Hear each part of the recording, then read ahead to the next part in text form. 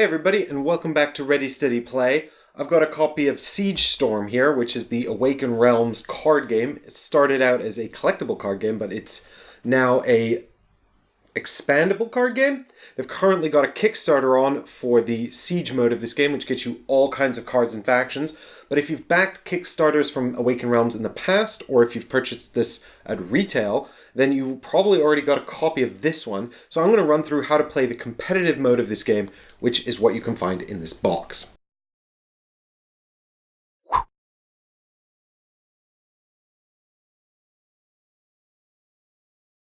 It's actually, as you can see, quite a slim box. There's two factions in here with two decks, so I'll just run very quickly through what you get in the box, and then I'll talk about how to play with it. So Siege Storm is a card game. It's a competitive card game in which we will both have a deck of cards, which are referred to as resources.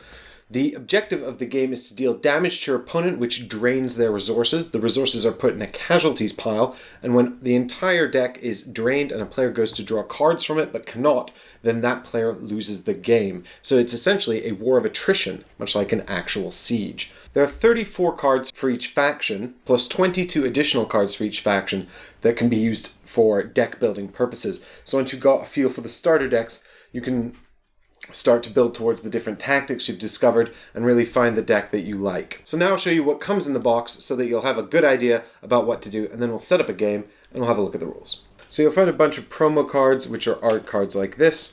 You can just set those to one side. They have no gameplay purpose at all. You'll find 3 cards like this, and these form the battle lines for the two factions. This one is themed around the good guys, Seraphia. And this one is for the bad guys, and that's Styxia. And if you're setting this up for the game, you just set it up like this, and that forms the battleground of the factions. Then for each faction, you will find one player aid. This has on it the turn order here, and on the back it's got all the keywords and their different meanings as well.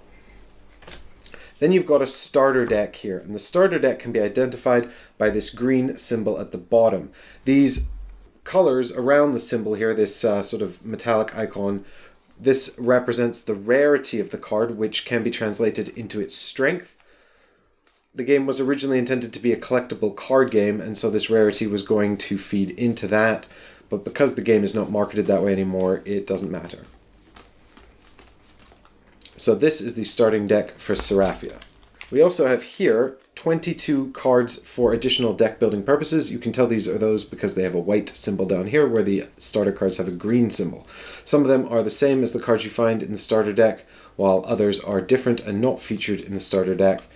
And so if there's cards you like, you can add in more of those. The only rule is that the deck has to have 34 cards, and you cannot have more than 4 copies of a single card within the deck. For Styxia, you've got the exact same thing here. Here's the player aid. Note that the keywords on the player aid for Styxia are different because the keywords for the Styxia faction are different. And on the back here, the turn order again. So here is the Styxia starter deck that I've got set up here. And there are 22 cards for additional deck building as well.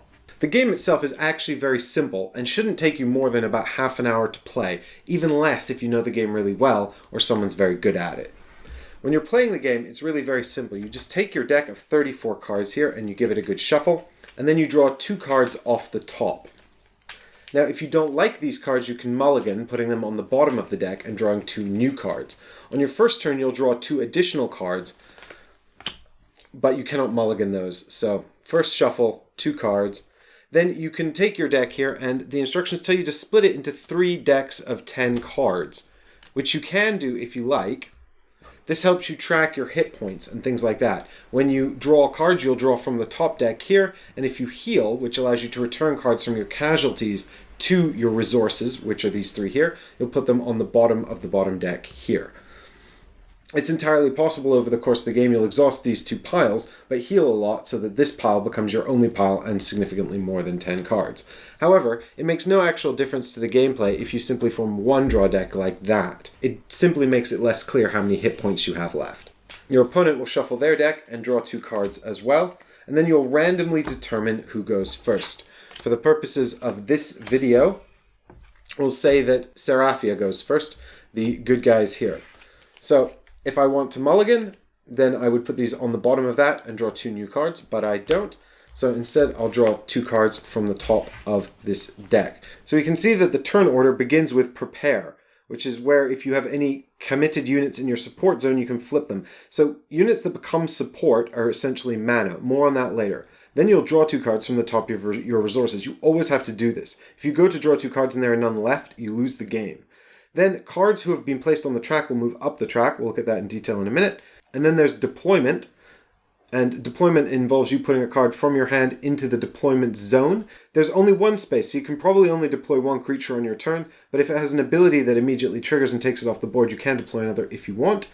Then it's the end of your turn, and you're done. And you can play actions on cards at any time. And there's not really any specific window for this. Usually the action on the card will tell you when it should be played or give you an indication of the best time to play it. But if it doesn't, then you can pretty much just say, I want to play this card, and just do it. On each player's side, there's a support area where support cards will go. We don't have any support cards yet, but more on that in a minute. So we've moved through to draw. We've drawn our 2 cards, and now it is on to track movement. There's no cards here on the track at the moment, which means no cards will move. So we'll move straight on to deployment. If I have a creature in my hand that I want to play, I can deploy it. I'll have to pay its cost in mana. Let's have a look at these cards so you can understand better their different abilities. So this is the Archangel, and he's one of the most powerful creatures in the Seraphia deck. Now, all of the cards in the game look like this. There's no creatures or lands or manas or spells or instant effects or anything like that. All of the cards have the exact same format. And what you'll see on the card is a cost in the top here in rubies or mana or magic or gemstones, whatever you'd like to call it. You'll see the name of the card here with some art below it. This is purely for illustrative purposes. Then below that, you'll see an action, a passive ability. You'll see this rarity icon we spoke about earlier, as well as an attack power and a defense power. You can play cards from your hand at any time for this action, and you can play this action on the other player's turn as well. You can play it at any point during your turn. There isn't really a specific action window in which this must be played, so you can think about when this would benefit you the most and play it then. Finally, at the bottom here, there's a passive ability. If you play the card as a creature, which we'll talk about in a minute, or if you deploy the card onto your track, then this passive effect will always be in effect. There are other ways in which to ensure this effect lasts longer as well. So unfortunately, I'm unable to play the Archangel at the moment because his cost is 7, and I only have 4 cards, including the Archangel itself. And when I want to pay a cost, I either go to my support, which I don't have any, or I discard cards from my hand to pay the cost. So in this case, I'm going to take this 1 cost Stag Rider here, and I'm going to play him to my track. He has a cost of 1, which means I'm going to have to discard a card from my hand in order to play him. So that goes to what's called my casualties pile. And that's it for my first turn. There's nothing further I can do, so I pass on to the Styxia player, which is the exact same thing, draws 2 cards, and plays a creature. This creature has a cost of 0, so you can play him to the track immediately. That's the deployment phase. Now, if we go back to the Seraphia phase, we will prepare, which means untapping our support, which we don't have. We'll draw 2 more cards. Then we'll go on to track movement, in which case this character advances. And this is going to continue with characters advancing down these tracks on either side until they move off the end of the track. When a character moves off the end of the track, they have 3 options. They can storm, hold ground, or become support. If they become support, they move down here, and they become a support card that we can tap to pay 1 cost. You can build up support down here. You can exhaust them for mana. You can exhaust them for resources, for cost, and you can unexhaust them at the beginning of your turn. So you can keep them and use them later if you want to play cards on your opponent's turn, or just keep them now and use them on your turn to play cards as well. They can also hold ground, which means they move to your front line, or they move to no man's land. The advantage of having a card here in no man's land is that its passive effect remains available to you as an ability so long as it's there. In this case, this is a triggered effect that requires us to pay a cost, but some of these passive effects are just an ongoing effect that triggers off of certain conditions. For example, when an when one of your cards is killed, put it back on top of your resources deck. In the case of the fire elemental, they actually have a negative passive, so you really want to use this as a quick attack. With attack 4 and a cost of 0, it can do some damage very quickly and easily. However, it has an ongoing negative effect, which is not good, so you don't want to hold ground with this card. If you're the first one to hold ground, you probably want to take No Man's Land. This is a slot open to either player, but once a card is here, it must be destroyed in order for it to be removed. It can also be replaced by the controlling player if they want to hold ground with another card. Alternatively, if you go on the front line, this space is only available to you, and you can remain there until your opponent kills you or you decide to cancel this card. The final action is Storm, so let's have a quick look at how storming works. Now, in this example here, Styxia's got a Blood Shaman down here in their deployment slot, and we've decided to storm with the Stag Rider. So the first thing we're going to do is check his damage here, which is 2, and subtract the defense of anyone in the deployment zone. You can see here this is the deployment zone for Styxia. So that's 1, which means the Stag Rider will do 1 damage. Now this damage can be assigned to either a Styxia card in No Man's Land, a Styxia card in the front line, or the Styxia player themselves.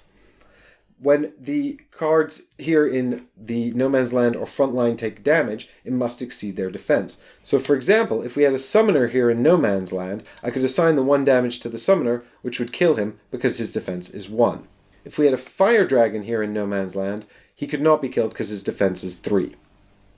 If the Stag Rider elects to deal 1 damage to the Styxia player, they take the top card of their resources deck and add it to their casualties pile. In this way, it allows us to mill the opponent's deck, thus progressing them closer to defeat. After the damage is dealt, the character's action triggers. In this case, it would deal damage equal to the smallest attack value on the track.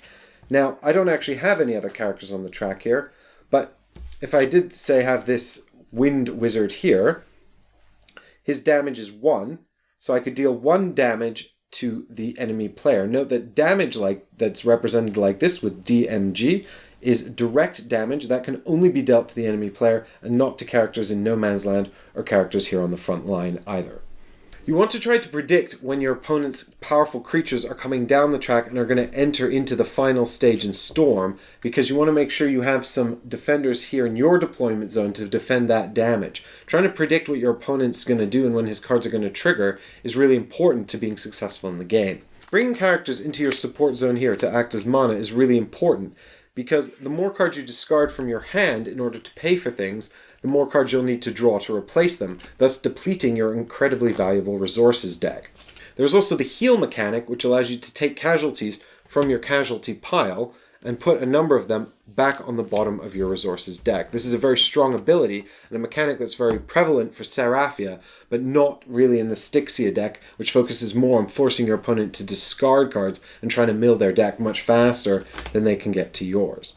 Note that if you're ever instructed by the cards to discard a card, the discarded card goes straight to your casualties from your hand.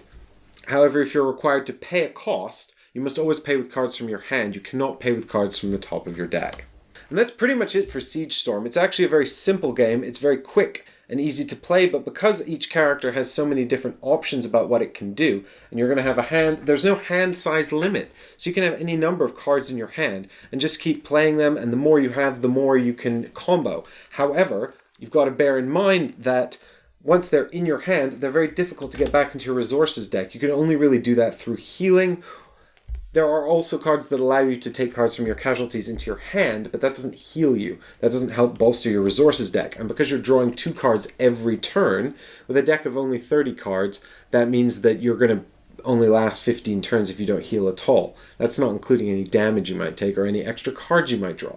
So it really is a game of trying to monitor how many cards your opponent's played and how many you've got left in order to do damage. But most importantly, making sure that when you're comboing these cards off of each other, you're making the most out of your passive abilities and utilizing your combos to get cards out. Cards that the summoner that allow you to play a card for a reduced cost are also really strong.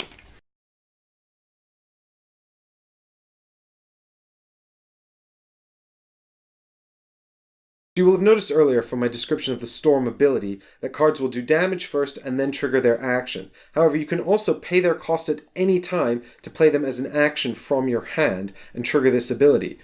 The Summoner allows you to deploy a card for 1 crystal. This is a powerful ability because you could use this action. So you will have noted from my description of the Storm ability that you do damage first and then trigger the action on the card. But that happens when the card storms off the end of the track here. However, you can also play this card at any time if it's in your hand for the cost of 2 and trigger its action right away. Of course, then it doesn't go on your track, it doesn't do any damage or defend you, it will go straight into your casualties pile after you've resolved the action. But an interesting interaction would be if you played the Summoner, who allows you to deploy a card to your deployment zone if it's empty for a cost of 1. You could play this card from your hand, paying the cost of 1, and then you could take a creature from your hand and deploy it straight away into your deployment zone. This means that you can surprise your opponent by putting down extra defense when they're getting ready to storm on their turn. And there's all kinds of neat little interactions like that. Some cards require your opponent to discard cards, which is a great way of deleting their hand and disrupting their plans on their turn. That kind of back and forth is the very essence of Siege Storm and winning the War of Attrition. So I hope that's given you a good idea on how this works. I'm going to put out another video which talks about the solo and co-op play as well. So I hope you'll stay tuned and check that out. And then I'll be playing a co-op mode of the game as well with my friend Barry on the channel as well. So I hope you'll check that out too. Thanks for watching, and we'll see you there.